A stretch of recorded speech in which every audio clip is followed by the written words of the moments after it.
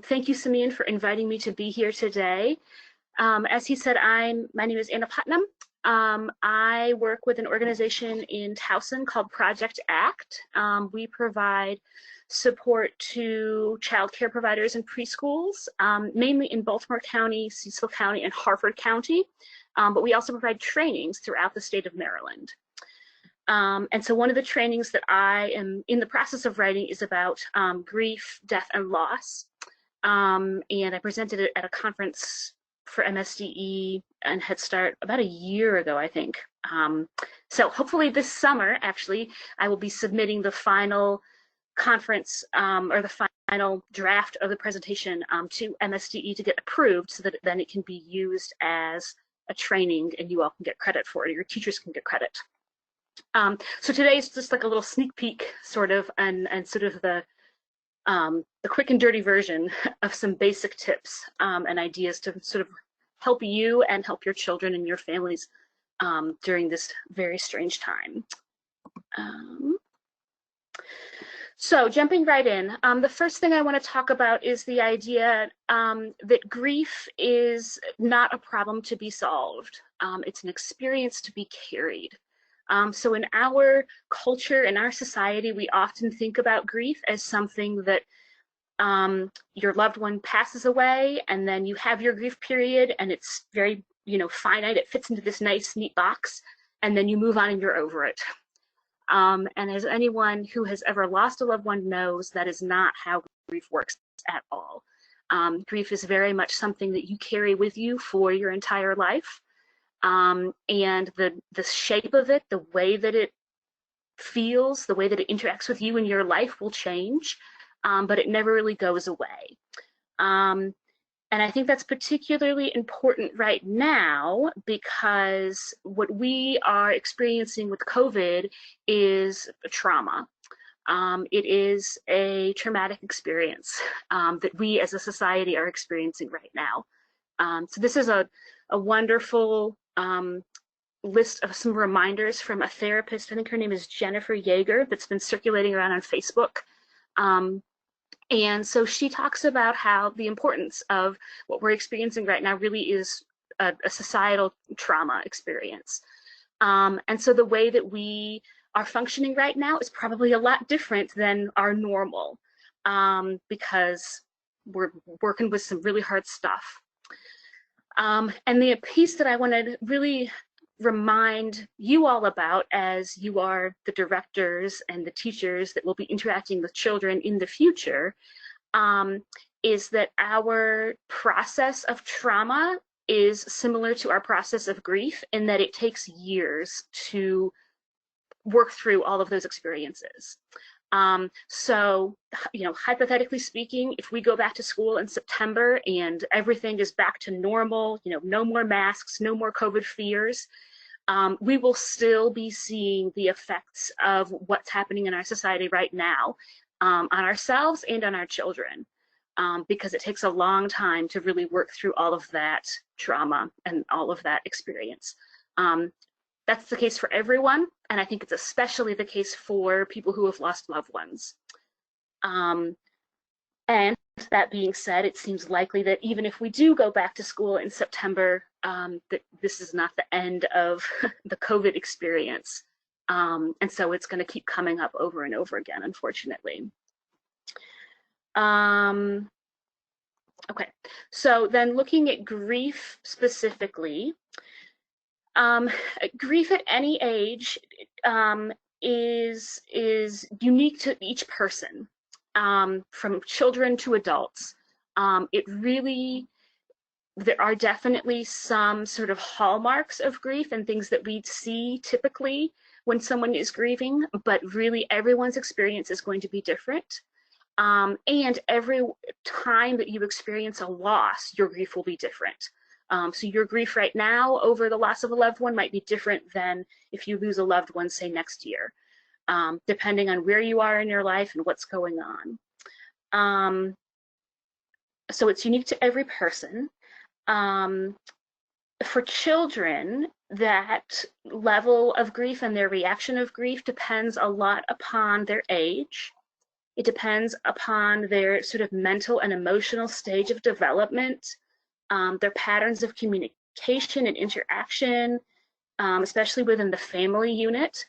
It depends upon the relationship with the person who has died, previous experiences with grief, and then whatever sort of religious and cultural organizations that person has. And so the example I sort of like to give is that if you are working with a child who is, say, 5 years old, as many of you probably are, their understanding and an idea of death and loss will be much different than a child who is 10. However, if the 10-year-old has a developmental disability and has sort of a cognitive processing level of a 5-year-old, they will understand grief at the level of a 5-year-old. They'll understand loss at the level of a 5-year-old. And then in another example, if that 5-year-old has lived through a lot of loss in their life, maybe their parents have both passed away and then their caregivers then have been passed away, or if they've been in the foster care system and they've moved around a lot, that child is going to have a much different experience and understanding of grief and loss than someone who is 10 and has maybe only ever had their pet dog die. So those are all things that part of what makes grief really messy is that it's so unique to that person and it's so unique to that child's level and sort of their experience of life. For children, grief feelings come and go in spurts. It's kind of like a roller coaster in terms of 1 minute they might be sobbing and crying and clinging to your legs and just having this total emotional meltdown because they really miss that loved one. And whereas for adults, I think we would probably then need some time to recover from that. We might have to go take a nap, take a bubble bath, those kinds of things. For a child, 5 minutes later, they're up and they're playing and they're running and they have a big smile on their face and they're so happy and ready to go. And it's sort of, for us as adults, it's like, wow, what just happened? That's normal for kids. Children have a much smaller sort of window of how long they are able to process information and hold information. And so it's totally normal for them to 1 minute be totally broken up about it, and then the next minute they're off and they're playing and they're happy-go-lucky. So if you see that in children, don't be concerned. That's totally normal. Another important thing for children is that grief takes place over a longer period of time.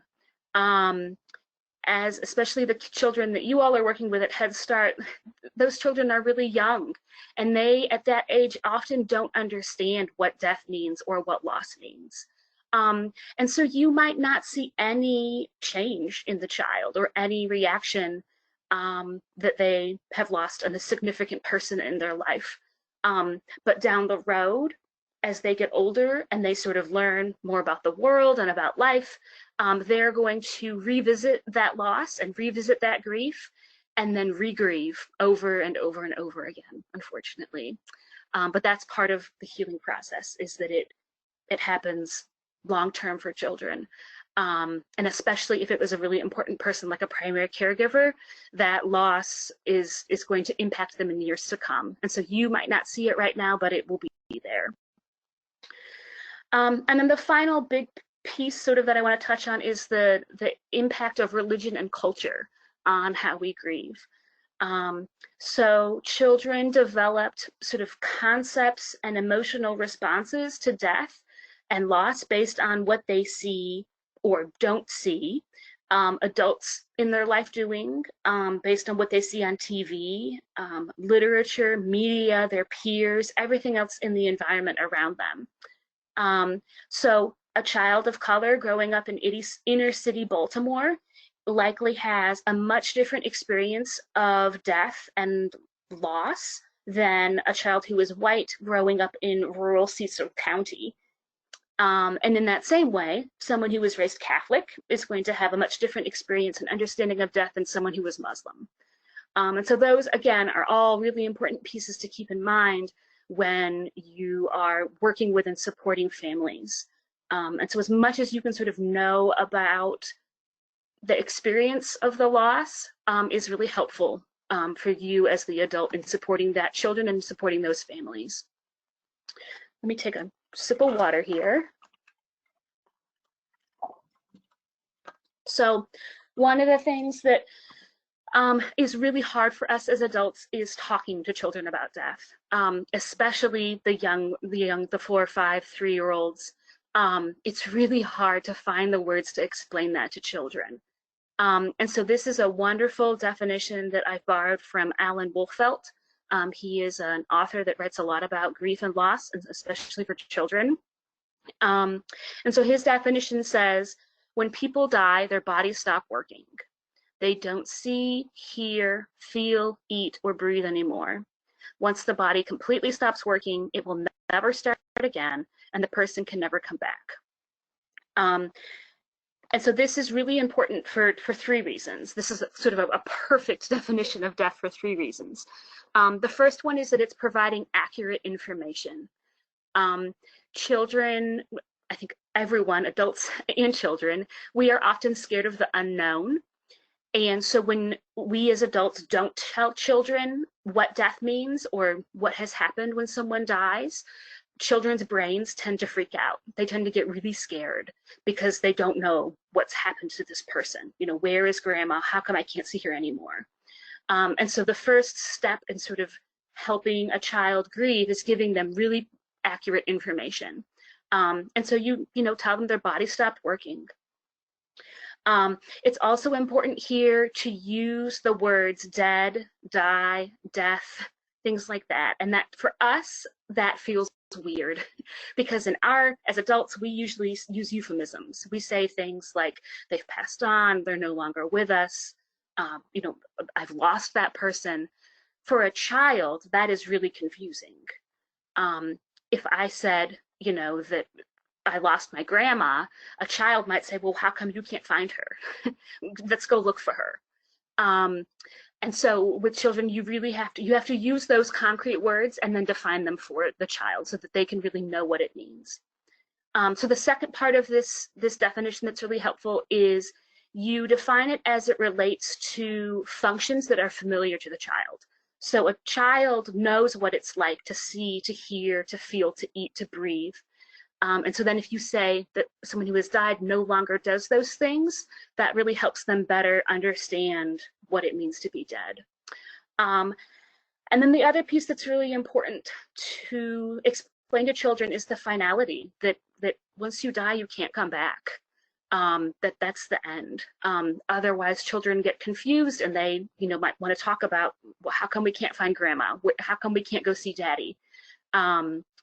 And I'll talk a little bit more about religion and stuff in a minute because I know that also is important to some people and plays a part. So that's a very good definition to use. So when talking to children, how do you have those conversations? Again, it's very intimidating for most of us. So the first thing is talk openly about death around children. When we don't talk about death, children often perceive it then as something bad or shameful. They might have really confusing or overwhelming ideas, but they don't know that it's okay for them to ask those questions. They might have anxiety about, am I going to die next? And they don't know that it's okay to ask those questions and get reassurance. Not talking openly about death is a huge disservice to our children because it confuses them and it really sets them up for a mess of complicated feelings later as they get older. So being open to your children and letting them know that they can come to you is important. Another important thing to do is give children space to tell their story. So part of healing from a significant loss, from grief, and also part of healing from trauma involves telling your story of what happened. Sometimes you have to tell that story many, many times over and over again. In children, especially young children, like preschool age, they don't necessarily have the words or the language to describe and talk about what happened. And so they are going to tell their story through play. They're going to tell their story through drawing or painting, through games, through that roller coaster of emotions, the ups and downs, and also by asking lots of questions. And so how you can support children is giving them that space, giving them puppets, giving them, a doll and doll houses, things like that. All of those things where they can sort of do creative, imaginative play and let them tell their story. And then another thing you can do is help them name their feelings and find outlets. So that roller coaster of emotions, all of those ups and downs that children are probably going to experience, sometimes children need help channeling those emotions. So letting children know it's okay that you feel angry and mad and frustrated that mom isn't there anymore. But it's not okay, to hit your friends when you feel mad. Instead, let's go, scribble on this paper really fast. Let's have a pillow that you can punch. Let's go outside and run really fast. Or, if a child is really sad, talking about, okay, I see that you feel really sad. Let's go hug this teddy bear. Do you want to sit in my lap during story time? Do you want to stay in the cozy corner and just cry for a minute? And so just really giving children those labels and that space. The other piece about feelings around loss that can be really confusing for children is having conflicting feelings. So a child might feel, really sad that their grandparent has died. But then they also feel really happy when they think about grandpa and those fishing trips and all those fun things they did together. Or a child might feel really sad that the sibling has passed away. And then they might feel guilty that, like, excuse me, maybe they feel relieved that they're no longer at the hospital anymore. Maybe they feel relieved that their parents, are a little more available sometimes. Grief has messy emotions like that. And so for children, that can be really confusing because typically as adults, we show, okay, it's okay to be sad when you're upset. And then helping children realize that there's a wide range of emotions that you can feel around grief, and it's okay to have all of them. It's just sort of a matter of what you do with those feelings. So some other suggestions. Allow children to ask questions. This one, again, can be really hard because we often don't have the answers. However, it's important to create that, loving, warm space for your children where they feel comfortable and they feel like they can process their grief. And part of that, especially in our young friends, is being able to ask questions about, why did grandpa die? How did he die? Why didn't, grandma die? Am I going to die? All of those things. As best as you can, as best as you are able, provide your answers in a brief, matter-of-fact way. Again, going back to you want to provide accurate information is really important. And since children have sort of a short window of time where they're able to process information, don't give them the 10-minute lecture or conversation. Make it short and sweet. And at the end of the day, also, if you don't know, just respond with honesty and care and compassion. Children can pick up on us when we are genuine and when we are honest, and when we're not. And so if you answer with genuine honesty and care, the children will appreciate that. And also don't be afraid to say, I don't know, because we often don't know sometimes the answers to these questions. If a child is older or has really good language skills, it's a really great idea if you are able to sort of check their understanding. So have that conversation with them and then ask them, so what do you think happened to grandpa? How do you feel about what happened to grandpa? Things like that. You want to make sure that the child really understands the conversation that you've had and that they still aren't carrying feelings of like guilt or blame or shame. Children tend to have magical thinking, which is beautiful and wonderful. The tricky part about it around death is that oftentimes children think that it's their fault. So, the last conversation I had with my brother, I said, I hate you and you're a butthead. And so the child might then think that that's why their brother died, was because I said, I hate you when you're a butthead. Um, and for a child to carry that would be awful. So asking those questions to sort of tease out what their thinking is and what their understanding is, and then explaining to them, no, you did not cause your brother to die. You didn't make that happen. Addressing concerns is really important. Since death is sort of this mysterious concept to children, they often get really concerned after they have experienced the loss of a loved one. You know, am I going to die? Is mom going to die?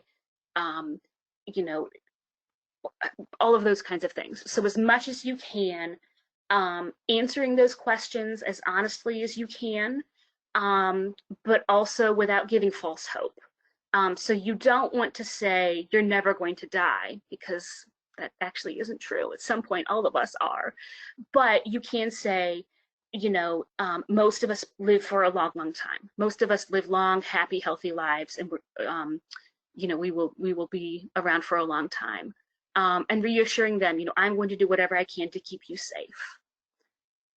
And then finally, it's sort of the religious piece. So that is, of course, up to the individual family, how they want to talk to their children and what they want to explain to their child.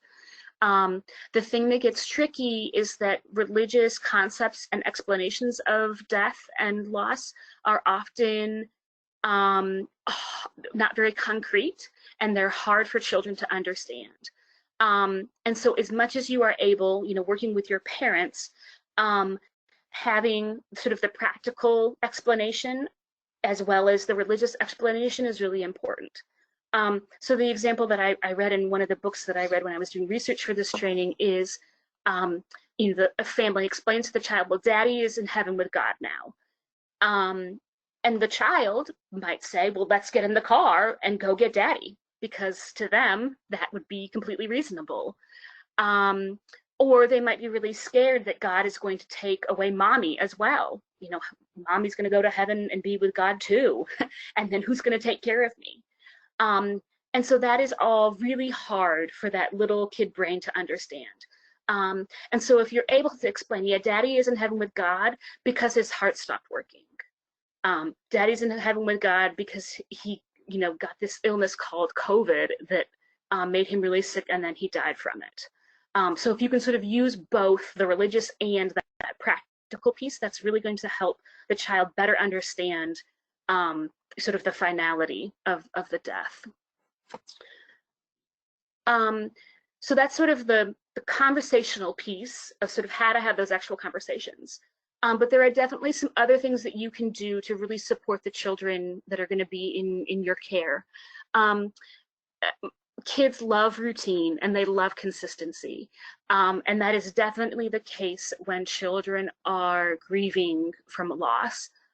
Also the case when children have experienced trauma. They want to be in safe environments, and they want to be around familiar, loving people.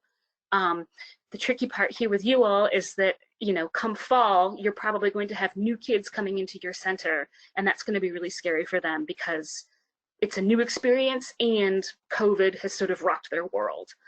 So as much as you can, sort of having that routine, that consistency is really going to help them feel safe. For a child who is grieving, they need that consistency, but then you also sometimes might have to make exceptions. Like maybe they can stay in the cozy corner and, you know, cry and then have a nap, even though it's not nap time, because that's just what their body needs right then for that day. Another thing you can do is be patient. Children are confused by the world around them a lot of times, and so they have to ask those questions over and over and over again. They have to ask the why questions, why, over and over and over again, and they probably need to hear the answers over and over and over again. So as much as you can take that deep breath when they ask you the question for the 500th time and then just respond, that will be really helpful. And remind yourself too that that's part of how they are processing their grief. As I said earlier, allowing space and time for really expressive activities. So art, drama, poetry, music, journaling for older children, and then really just the expressive free play. So letting kids have, the dress-up costumes, letting them have the action figures or the people figurines, so that they can sort of work through those feelings of grief is really going to be helpful. For some kids, especially if it's a loss of a loved one that was a caregiver or someone really close to them, they might need an object to sort of help them feel safe and stable. So the teddy bear, maybe it's a blanket, a stuffed animal. It could also be an object that's connected to the memory of the loved one. So maybe they want to carry around a picture of mom, or they want to carry around, a blanket that mom crocheted or something like that. That's really going to help that child feel comfortable and safe to have that object. And then finally, a really important way of supporting children is to take care of yourself. Supporting someone else in their experience through loss and grief can be really triggering for the caregiver, whoever the person is that's caring, even if that loss took place a long time ago. So pay attention to your own feelings and your own emotions, and get whatever support that you need to make sure that you can be the best caregiver to the child that you're serving. And that's especially, I think, true right now, during this time of chaos, is that we have to take care of ourselves so that when we do go back to work, to the normal life, we're sort of ready to be on our A game and support our children. In terms of talking to the caregivers of the children and to other adults who have lost a loved one, because the reality is that COVID is hitting everyone, and so it might be that you have children in your center, and as well as teachers or coworkers who've lost loved ones. So a couple ideas when working with adults. Oftentimes, when we know that someone has lost a loved one, we feel really hesitant to ask them about it because we don't want to trigger them or upset them. The thing to keep in mind, though, is that when you are grieving, you never stop thinking about that loss. That loss is like a ton of bricks, and it's always weighing on you. So asking your coworker, asking the parent, how are you doing since your husband died? That might be upsetting to the person, but it's not because you asked, it's because they lost their loved one. And in a lot of ways, it's probably comforting because then they know that you are a person who is showing care and love and compassion and who's there for you. So don't shy away from asking those questions about how you're really doing. If you are working with a child who has lost a loved one, maintain that communication with the caregivers. As much as you can, tell them, this is how Johnny is doing in school. This is, how they've been processing feelings. This is a conversation we had today about the loss of their loved one. And then as much as you can, try to initiate those conversations to receive that information as well is helpful. Having resources on hand is always helpful. That way, if a caregiver is sort of, I don't know how to talk about this, I don't know what to do, you can say, oh, I have this great handout that tells you, how to talk to children about loss. That can be really helpful. And then the other piece is to offer help in very specific ways. So when someone has lost a loved one, your world is rocked. Your world is completely shook. And so by saying, how can I help you? That person maybe doesn't know because they're having, a hard enough time getting out of bed in the morning. But if you are able to give specific suggestions, that can be really helpful. So can I make dinner for you? Can I bring you paper products so you don't have to wash dishes? Can I coordinate transportation for you? Very tangible, specific things that then the person can say, yes, I need that. No, I don't. In terms of resources, these are a few of the agencies and websites that I have found that have really great resources about grief and loss. I've also emailed Simeon 3 different handouts that you can feel free to share. One of them has like just sort of these websites listed and books as well that might be helpful. One handout has common grief reactions. So what is sort of normal grief? Not that there is anything normal about it, but what's more typical? What sort of things can you kind of expect to see? And then there also lists some things that are sort of red flags of like, if you see this, you might want to call in a mental health professional, call in, somebody to do another observation and see, is this a concerning behavior? Because it's possible that they are really struggling with that grief and maybe they need the support of a therapist or a counselor. And then the last handout is developmental responses to grief. So it looks at different age groups and what is typical or what you often see in grief reactions of children during those ages and how you can better support them. And then finally, here is our contact information. My information, if you have questions, concerns, if you want more resources, if you're interested more in about what Project ACT does, there is our information there. Any questions or thoughts or ideas that people want to share? Hi, Anna, this is Simeon. I did want to, all of our programs are most likely going to be developing recovery plans. Would you recommend putting something in your recovery plan that has to do with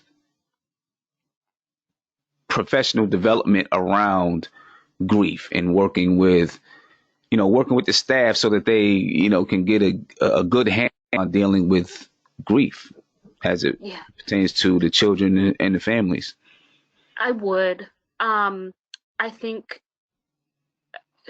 both in terms of the loss, in terms of death, because it's hitting everyone. I think everyone at this point probably knows someone who has lost a loved one, if not themselves. But also because the experience that we're having is traumatic. It's overwhelming, and we don't really know how to process it because we've never done it before. Nobody has ever lived through a pandemic like this. And most of the support and ideas that come around supporting people through grief are similar to those that support people through trauma. So yes, I think that would be very helpful.